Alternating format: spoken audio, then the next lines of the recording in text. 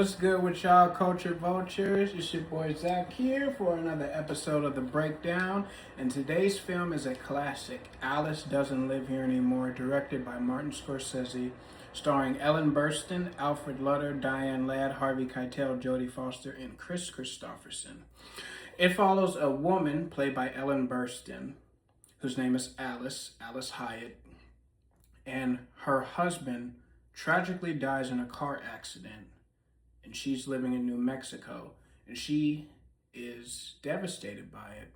So she takes her son on a cross-country trip to try and get back to her hometown of Monterey and be a singer, but she's got to stop on the way there and work, stop at different places and work different places, and she wants to, get a job at like a bar, being a singer and stuff like that. And so she stops first in this place where I'm not exactly even sure it is. It might be New Mexico or Texas. But anyway, she ends up getting a job singing in a bar, and she meets this younger guy. She's 35, he's 27. And the guy's played by Harvey Keitel. They end up forming a relationship, but it turns out Harvey Keitel's character is married and is a fucking psychopath. He breaks into the house, because his wife goes and talks to her and says, he hasn't been going to work since he's been seeing you, and we need the money for our child. They have a certain problem with them, like an ear thing, and the medicine is very expensive, and he needs to go to work. And she says, I'll never see him again. But then he goes over there, breaks into the house, basically throws his wife at the house, cusses out Alice. Alice tells him to come in and says, I'll break your fucking jaw and you ever tell me what to do.